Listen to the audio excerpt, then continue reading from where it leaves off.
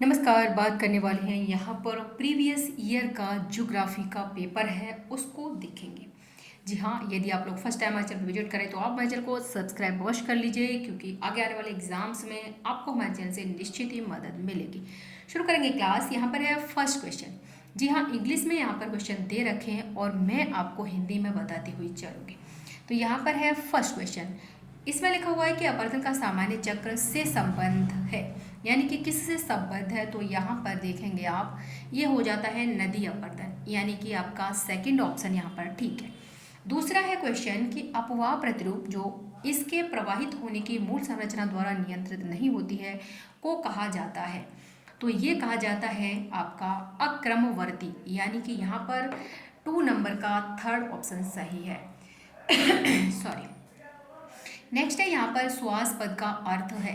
Third question इसमें पूछ रहा है कि तरंग रोध के पश्चात समुद्र तट पर समुद्री जल का पश्चवर्ती संचलन, या फिर ये तिर्यक संचलन, या फिर अग्रवर्ती संचलन, या फिर पार्श्ववर्ती संचलन। तो देख रहे हैं यहाँ पर आपको 4 ऑप्शन दिखाई दे रहे हैं। उनमें से आपका जो थर्ड ऑप्शन है, यानी कि तरंग रोध के पश्चात समुद्र तट पर समुद्री जल का अग्रवर्ती जो संचलन होता है वो श्वास पद का अर्थ है।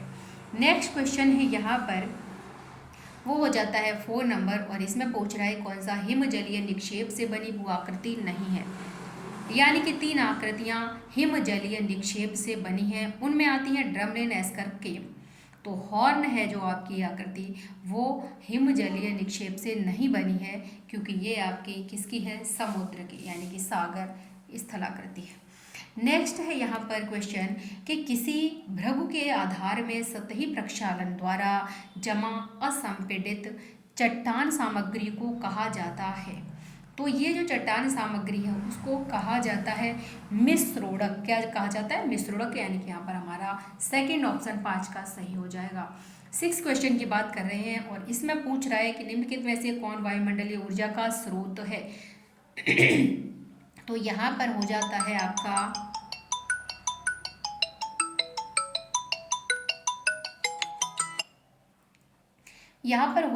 आपका थर्ड ऑप्शन, यानी कि गुप्त ऊष्मा स्रावित तो होती है। 6 का 3 सही है।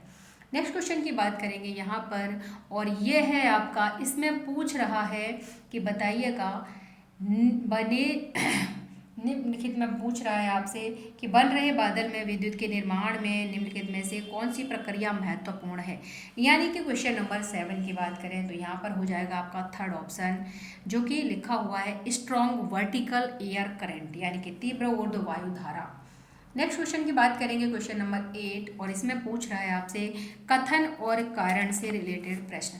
कथन और कारण का जो प्रश्न है उसमें पूछ रहा है, सबसे पहले कथन है, जब सूर्यताप सब जगह समान रूप से पड़ता है तब भू सतह जल भाग की तुलना में ज़्यादा तेजी से गर्म हो जाता है। नेक्स्ट है कि धरती अपारदर्शी है जबकि जल सौर विकिरण के लिए पारदर्शी है।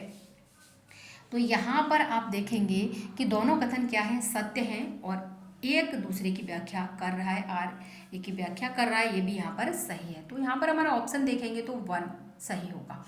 नेक्स्ट क्वेश्चन है यहाँ पर सी टाइप जलवायु की बात कर रहे हैं यहाँ पर, और सी टाइप जलवायु के अंतर्गत शीत ऋतु के दौरान ज़्यादा वर्षा होती है। तो पूछ रहा है कि इनमें से कौन सी है। तो देखिएगा CS जलवायु कौन सी है, CS। आप देख रहे हैं शीत ऋतु के दौरान वर्षा, यानी कि भूमध्य सागरीय जलवायु की बात कर रहा है। नेक्स्ट क्वेश्चन है यहाँ पर 10, कोरियालिस बल के बारे में कौन सा कथन सही नहीं है। यानी कि 3 कथन तो कोरियालिस बल से रिलेटेड है और एक नहीं है। तो जो नहीं वाला है वो हो जाता है हमारा 4th नंबर, यानी कि यह वायु गति के समानुपातिक है, ये इसमें सही नहीं है।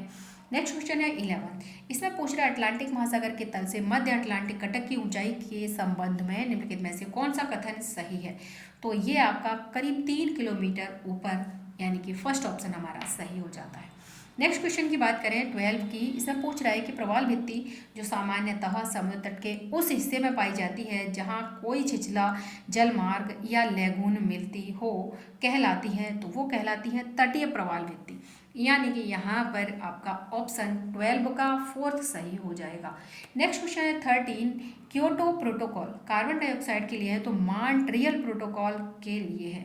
तो वो हो जाता है आपका क्लोरोफ्लोरोकार्बन के लिए, यानी कि हमारा 13 का 2 ऑप्शन सही है। यहाँ पर है 14 क्वेश्चन। इसमें पूछ रहा है कि कौन सा कथन समान तापमान और महासागरीय जल और वायु के घनत्व में अंतर के बारे में सत्य है। तो देखिएगा इसमें आपका फर्स्ट ऑप्शन बिल्कुल सही है कि महासागरीय जल का घनत्व वायु की तुलना में 800 गुना अधिक होता है। नेक्स्ट क्वेश्चन है यहाँ पर 15।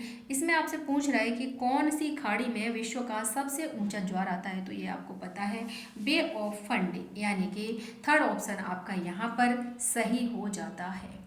चलिएगा आगे बात करेंगे नेक्स्ट क्वेश्चन की। नेक्स्ट क्वेश्चन है 16। इसमें पूछ रहा है कि बताइएगा कि इतिहास को भौगोलिक दृष्टि से देखा जाना चाहिए और भूगोल को इतिहास की दृष्टि से देखा जाना चाहिए, किसने यह वकालत की थी। तो ये थे हेरोडोटस महोदय, यानी कि आपका 16 का सेकंड ऑप्शन सही है।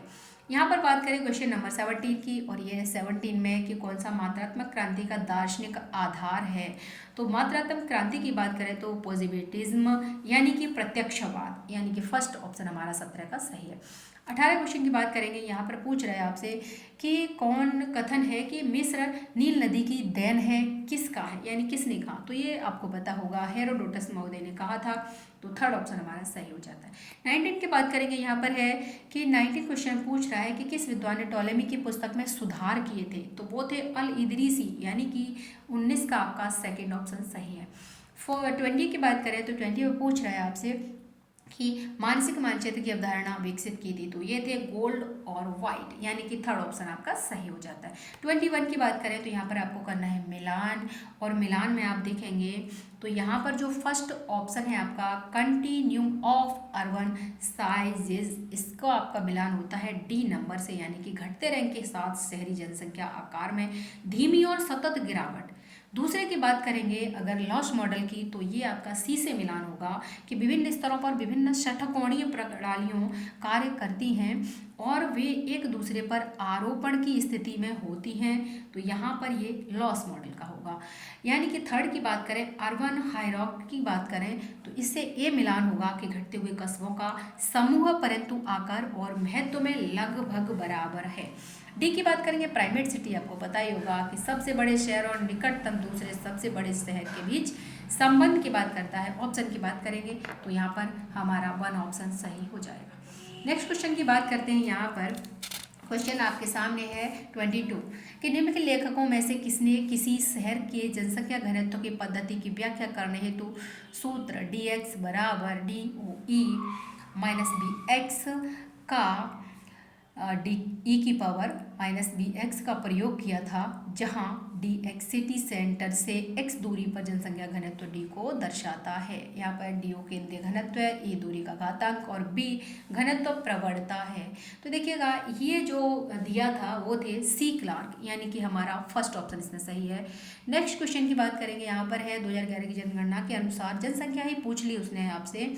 तो देखिएगा ये आपकी कितनी हो जाती है। तो यहाँ पर हमारा फर्स्ट ऑप्शन सही हो जाएगा। कौन सा ऑप्शन सही होगा? First option 1,21,08,54,977। नेक्स्ट क्वेश्चन की बात करेंगे। यहाँ पर वो देख रहे हैं आपकी भारतीय जनसंख्या में तीव्र वृद्धि का चरण निम्नलिखित में से किस कालावधि के दौरान था। तो वो आप देखेंगे यहाँ पर है 1951 से 1981, यानी कि 3 ऑप्शन हमारा सही है। नेक्स्ट है यहाँ पर 25। इसमें पूछ रहा है कि विश्व की मानव जनसंख्या के दूसरी बार दोगुना होने की अवधि निम्नलिखित समय अंतराल में से किसके बीच थी। तो ये थी 1850 से 1930 के बीच। किसके बीच थी? 1930 के बीच, यानी कि थर्ड ऑप्शन हमारा सही है। 26 की बात करेंगे। यहाँ पर पूछ रहा है आपसे कि निम्न में से कौन सी कृषि भौगोलिक पद्धति फसल विविधीकरण अध्ययन के लिए सही है। तो वो है क्षेत्रीय, यानी कि रीजनल। थर्ड ऑप्शन आपका सही हो जाएगा। 27 की बात कर रहे हैं। 27 में पूछ रहा है कि निम्न में से कौन सी मिट्टी स्वयं को घास पात से ढकने वाली मिट्टी के रूप में जानी जाती है। तो वो होती है काली मिट्टी। कौन सी है? काली मिट्टी। से रेगुर मिट्टी भी कहा जाता है, कपास की मिट्टी भी कहा जाता है, ये बात भी ध्यान में रखिएगा। 28 की बात करेंगे। यहाँ पर है कि 2 प्रतिस्पर्धी फर्मों के बाजार क्षेत्र के बीच रैखिक बाजार मूल्य सीमा की अवधारणा दी थी। तो ये थे टी प्लांटर, यानी कि यहाँ पर आपका 28 का सेकंड ऑप्शन सही है। यहाँ पर बात आती है नेक्स्ट क्वेश्चन है 29। यहाँ पर है कि कौन सा कारक सरकार के लिए परिवहन नीतियों पर ध्यान देने का कारण नहीं है। तो वो हो जाता है सांस्कृतिक।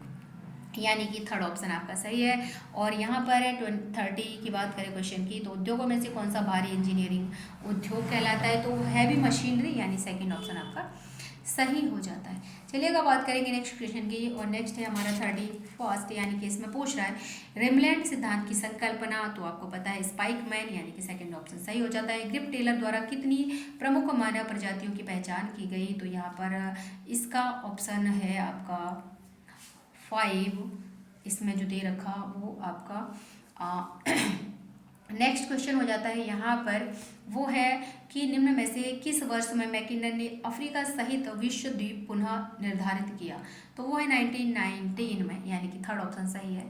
और यहाँ पर 34 की बात करें तो रेड इंडियन अथवा अमेरिकन इंडियन निम्न में से किस प्रजाति के हैं, तो ये मंगोलाइड प्रजाति के होते हैं। 34 का 2 सही है। 35 की बात करें तो इसमें पूछ रहा है कि कौन सा पद शहरों और नगरों में शुद्ध जनसंख्या वृद्धि की ओर इंगित करता है, तो वो है शहरी विकास, यानी कि यहाँ पर अर्बन ग्रोथ, यानी फर्स्ट ऑप्शन आपका सही है। 36 की बात करें तो इसमें पूछ रहा है कि कौन सी प्रक्रिया आयोजना से संबंधित नहीं है, तो वो होता है आपका फोर्थ नंबर, यानी कि विकास। 36 का हो जाएगा फोर्थ नंबर।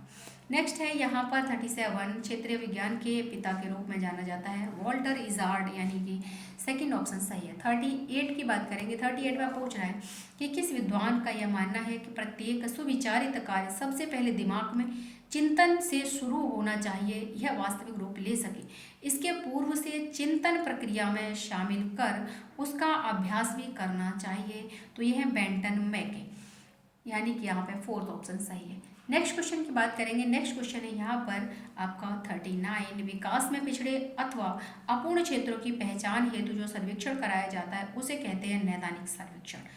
नेक्स्ट है यहाँ पर कि भारत का सर्वाधिक दुग्ध उत्पादक राज्य, तो यहाँ पर यूपी हो जाता है, यानी कि हमारा 40 का 3, 39 का 4 आते हैं 41 में।